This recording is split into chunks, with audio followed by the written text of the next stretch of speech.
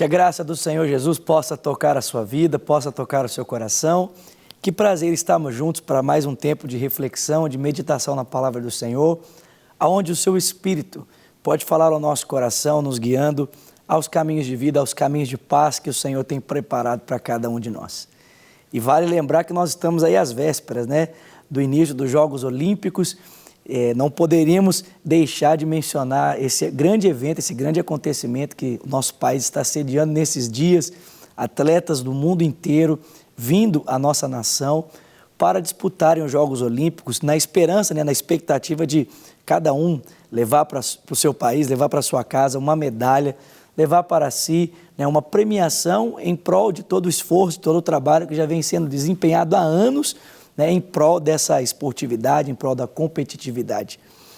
Quando nós pensamos nos Jogos Olímpicos sendo realizados aqui no nosso país, nós precisamos lembrar que também Deus tem uma carreira preparada para cada um de nós. O apóstolo Paulo diz em 2 Timóteo capítulo 4, que ele combateu o bom combate, ele completou a carreira e ele guardou a fé. E agora a coroa da justiça está reservada para ele, o qual o Senhor, reto juiz, daria a ele naquele glorioso dia, mas não somente a ele, mas a todos aqueles que amassem a sua vinda. Mas é tão interessante que, diferente dos Jogos Olímpicos, em que o atleta precisa se preparar, em que o atleta precisa estar devidamente treinado para completar essa carreira, são atletas selecionados, não é qualquer um que pode competir. A carreira que o Senhor nos proporciona, Ele escolhe qualquer tipo de pessoa. Na verdade, a graça de Deus se manifesta nessa eleição, nessa escolha, mostrando que não são muitos os poderosos, os de nobre nascimento. O apóstolo Paulo diz isso para nós em 1 Coríntios capítulo 1, ali a partir do versículo 26, ele diz: vede, irmãos, que não são muitos os nobres, os de grande nascimento que foram escolhidos. Pelo contrário, Deus escolhe as coisas loucas desse mundo para confundir as sábias. Ele escolhe as coisas desprezíveis desse mundo para confundir as fortes, e Ele escolhe aquelas que não são para confundir aquelas que são, a fim de que nenhuma carne se glorie na presença de Deus. É claro que esses que são escolhidos por Deus, assim como os atletas olímpicos, eles vão precisar treinar, eles vão precisar se preparar, eles vão precisar, é claro, exercer as disciplinas espirituais a fim de que eles possam completar a totalidade da carreira, mas no que diz respeito ao ingresso nessa carreira, isso diz respeito mais ao querer de Deus, à eleição de Deus, do que propriamente a nossa competência, os nossos méritos, a nossa capacidade. Bom, pensando um pouco sobre isso, eu quero convidar você a abrir comigo a sua Bíblia no Evangelho de Mateus, capítulo 1. Esse texto ele conta para nós a genealogia do Senhor Jesus Cristo. E é tão interessante que quando a gente lê genealogia, parece que Deus não tem nada para nos falar, Aliás, eu conheço algumas pessoas que quando chegam na parte da genealogia, no texto bíblico, elas saltam a genealogia. Elas leem as narrativas, elas leem os livros poéticos, elas leem as epístolas, mas quando chega a narrativa, o pessoal normalmente salta, porque o pessoal fica assim, mas o que narrativa vai poder falar para mim? Mas é exatamente quando nós observamos a genealogia de Jesus a partir do Evangelho de Mateus, que a gente descobre que o que Mateus está nos fazendo aqui é contar um pouco para nós sobre a história de Deus, sobre a maneira como Deus desenvolveu o seu projeto na história. E olha que coisa interessante. Mateus capítulo 1, verso 1 diz: registro da genealogia de Jesus Cristo, filho de Davi, o filho de Abraão. E ele vai dizer: Abraão gerou Isaque, Isaque gerou Jacó, Jacó gerou Judá e os seus irmãos. E assim ele vai continuar então a sua narrativa em cima da genealogia, contando para nós como foi o desenvolvimento do projeto de Deus, que culmina no nascimento do Senhor Jesus Cristo, que é o nosso Salvador. O interessante é perceber exatamente isso.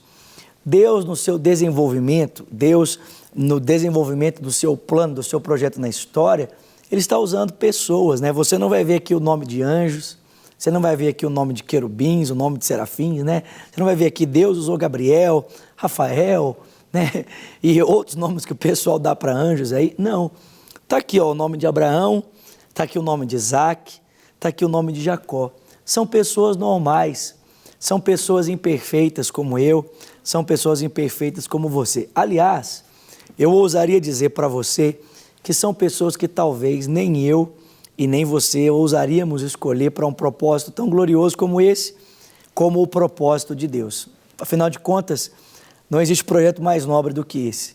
Um projeto que visa a salvação dos homens, visa a salvação do mundo. E é tão interessante que, para um projeto glorioso como esse, Deus escolhe pessoas normais, Deus escolhe gente que talvez nem eu e nem você ousaríamos escolher. E durante essa semana eu quero mostrar alguns desses homens que Deus usou para você. O primeiro mencionado aqui é Abraão. Pense, você quer um atleta, você quer alguém de alta performance, alguém para um grande projeto, e aí você escolhe quem? Você escolhe aquele que você sabe exatamente que não tem nenhuma dessas qualidades para executar. É mais ou menos esse o caso de Abraão. Quando você lê o texto sagrado que menciona a história de Abraão, lá no Gênesis, no capítulo 12, a Bíblia diz para Abraão: sai da tua terra, Deus diz a ele, sai da tua terra, da tua parentela, da casa do teu pai, e vai para uma terra que eu te mostrarei. Quero fazer de você uma grande nação, vou engrandecer o seu nome e você vai ser uma bênção. Abençoarei os que te abençoarem, amaldiçoarei os que te amaldiçoarem, e através de você, Abraão, todos os povos da terra serão benditos. Mas sabe o que é interessante? É que quando você olha um pouco para o contexto histórico em que esse personagem Abraão é inserido, você percebe que o contexto dele é muito turbulento. Abraão não faz parte de uma civilização que ama a Deus, que teme a Deus, não. Abraão faz parte daquela geração pós-dilúvio. Você deve se lembrar, depois de Deus ter julgado os homens por meio da ação do dilúvio, o texto sagrado diz para mim e para você que esses homens se reúnem numa planície chamada Sinear, que posteriormente nós vamos conhecer como Babilônia, para construir uma torre chamada Babel, uma cidade, uma torre, um zigurate chamado Babel. E a intenção desses homens é tornar conhecida de uma forma concreta a rebelião do seu coração contra a pessoa de Deus. Abraão não faz parte de uma civilização que teme a Deus, faz parte de uma civilização rebelde. Ele mora talvez na pior cidade do seu tempo, Ur dos Caldeus, uma cidade pagã, uma cidade de muitos ídolos e de cultos muito estranhos. E a Bíblia vai dizer ainda mais, vai dizer que Abraão era um homem pagão. Quando a gente pensa num homem que Deus quer usar, a gente pensa num homem perfeito, né? Logo vem aquela figura assim, de um homem bem ilibado, né? de um homem sóbrio, né? De uma vida assim, perfeita. Mas os homens que Deus usa são como Abraão, um homem idólatra, de uma família idólatra, que morava no pior lugar do seu tempo e fazia parte de uma civilização obstinada e rebelde. Bom, quero dizer para você, se Deus usou Abraão, Deus também pode usar a mim, Deus também pode usar a você. Deus tem uma carreira para mim, Deus tem uma carreira para você. E Ele chama pessoas imperfeitas para completar essa santa carreira. Para receber todas as novidades do canal, inscreva-se. E se curtir o vídeo, clique em gostei.